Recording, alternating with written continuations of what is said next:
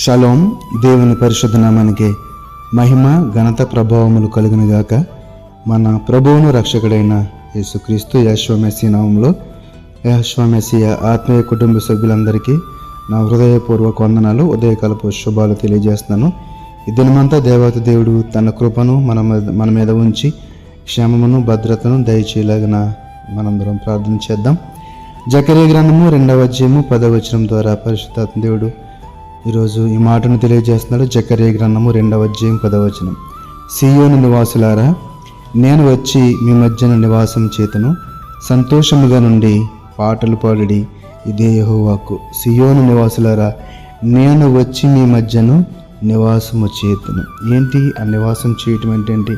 ఈ మాటను మనం కొంచెం లోతుగా అర్థం చేసుకోవాలంటే అపోస్తలుడైన పౌలు కొరింథీయులకు రాసిన పత్రిక 2వ కొరింథీ 6వ అధ్యాయం 16వ వచనం.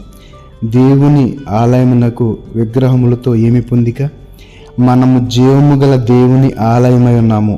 అందుకు దేవుడు ఇలాగ సెలవిచ్చున్నాడు, నేను వారిలో నివసించి సంచరింతును, నేను వారి దేవుడి యందును, వారు నా ప్రజలందరూ. ఇక్కడ చూస్తే కనుక మనము జీవము గల దేవుని ఆలయమై ఉన్నాము. ఇక్కడ మన మూల వచనంలో అయితే సీయోను నివాసులారా, నేను వచ్చి మీ మధ్య నివాసము చేతును అన్నాడు కదండి. అక్కడ ఆ నివాసం చేసే స్థలం ఏంటంటే మన యొక్క హృదయమే. మనము జీవము గల దేవుని ఆలయమై ఉన్నాము. దేహమే దేవుని ఆలయము. ఆయన మన యొక్క హృదయంలో నివాసం చేటుకు ఇష్టపడుతున్నాడు. అయితే మరి ఆయన పరిశుద్ధుడు కనుక ఆయన నివసించే స్థలము కూడా పరిశుద్ధంగా ఉండాలి.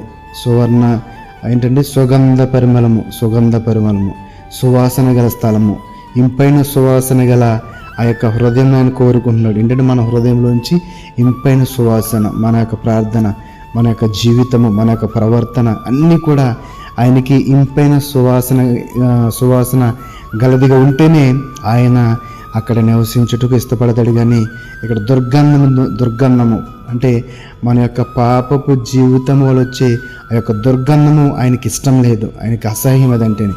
కాబట్టి ఎవరైతే పవిత్రమైన, పరిశుద్ధమైన, సమాధానము కలిగిన జీవితంను జీవిస్తున్నారో వారి హృదయంలోనే ఆ యొక్క సుగంధ పరిమళమైన ఆ యొక్క స్థలము ఆయనకి ఇష్టమైనదిగా కనబడుతుంది. ఎవరు విరిగి నలిగిన హృదయం కలిగి ఉంటారు, ఎవరు ఆయనకు విధేయులై జీవిస్తారు, ఎవరు ఆయన ఆజ్ఞల క్రమము చొప్పున జీవిస్తున్నారు, వారి యొక్క జీవితాల్లోనే ఆ యొక్క సుగంధ పరిమళం ఉంటుంది. అదే ఆయనకి ఇంపైన సువాసన గలది. కాబట్టి ఆ యొక్క పరిమళ సువాసన గల హృదయము, ఇరిగి నలిగిన హృదయం మనము గనుక కలిగి ఉంటే కనుక ఈ మాట మనకి ఈరోజు వర్తిస్తుంది. సీయోను నివాసులారా, నేను వచ్చి మీ మధ్య నివాసము చేతును. అలాగే ప్రకటన గ్రంథము 21వ అధ్యాయం 3వ వచనంలో, అప్పుడు ఇదిగో దేవుని నివాసము మనుషులతో కూడా ఉన్నది, ఆయన వారితో కాపురమును, వారాయన ప్రజలందరూ, దేవుడు తానే వారి దేవుడైండు వారికి తోడైనని. ఎక్కడ 2-3 కూడి నా నామమును ప్రార్థిస్తున్నారు, నన్ను ఆరాధిస్తున్నారు, వారి మధ్యన నేనుంటానని సెలవిచ్చిన దేవుడు మన మధ్యన మనమందరం సమాజముగా కూడి ఆయనను ఆరాధిస్తున్నప్పుడు, ఆయనకు ప్రార్థన చేస్తున్నప్పుడు ఆయన మన మధ్యన ఉన్నాడు అనే విశ్వాసంతో ఉంటే కనుక మరి ఆయన మన మధ్యన ఉన్నప్పుడు మన ప్రవర్తన ఎలా ఉంటుందండి? మనం చేసే ఆరాధన ఎలా ఉంటుంది? మనం చేసే ప్రార్థన ఎలా ఉంటుంది? దైవజనుడు నిలబడి వాక్యం చెప్తున్నప్పుడు మనం వినే రీతి ఎలా ఉంటుంది? అన్నీ కూడా మారిపోతాయి. ఎప్పుడు ఆయన మన మధ్యన ఉన్నాడు, ఆయన అధ్యక్షుడిగా ఉండి మన కార్యక్రమం నడిపిస్తున్న ఆలోచన, ఆ విశ్వాసం, ఆ నిరీక్షణ చాలా గొప్ప. కనుక ఎప్పుడు కూడా దేవుని కృప నాతో ఉంది అనే ఆలోచన కలిగి ఉంటే మన ప్రవర్తన అంతా కూడా వేరే లెవెల్లో ఉంటుంది. అది తప్ప మనం అసలు దేవుని వాక్యం జ్ఞాపకం చేసుకుండా, మన పనులు చేస్తున్నప్పుడు ప్రార్థన చేయకుండా, లేకపోతే ఏదైనా ఏ పనిని సరే ఆయన ముందు పెట్టి మనం వెళ్తే కనుక ఆ పనిలో మనము అభివృద్ధి అనేది సాధించగలుగుతాం. కాబట్టి నా ప్రియమైన సహోదరులరా, సీయోను నివాసులారా, నేను వచ్చి మీ మధ్యను నివాసము చేతును. మనం జీవము గల దేవుని ఆలయమై ఉన్నాం. కాబట్టి దేవుడు మనలో నివసించాలని మనం అందరం కోరుకుంటున్నట్లుగానే అటు రీతిగా జీవిందాం.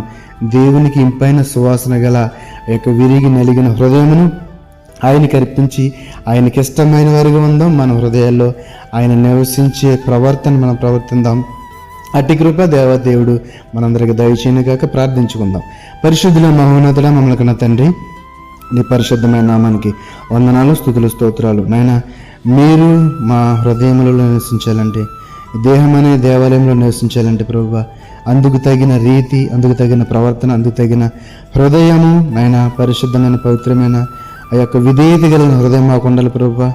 నాయన అట్టి తండ్రి ప్రభు, హృదయమును తండ్రి ప్రభువా, మీరు నాయన నివసించగలుగుటకు తండ్రి ప్రభు అనువైన ఆ యొక్క హృదయమును మేము కలిగి ఉండటకు, నీ ఆజ్ఞల క్రమమును జీవించుటకు, నీ చిత్తములకు తల ఉంచుటకు, నీ అధికారం చొప్పున మేము ప్రతిటి కృపను దయచేయమని, ఈ వాక్యం ద్వారా గొప్ప రక్షణ, మారు మనసు, స్వస్థత, ఆయన బిడ్డల హృదయాల్లో మారు మనసు దయచేయమని విన్న వాక్యం బట్టి నీ కృతజ్ఞతాస్తుతులు చెల్లించు. నజరేయుడైన యేషూవ మసీహు నామములో ప్రార్థన అడిగి వేడుకొనిచున్నాము తండ్రి. ఆమేన్, ఆమేన్. షాలోమ్. అందరికీ వందనాలు. Praise the lord.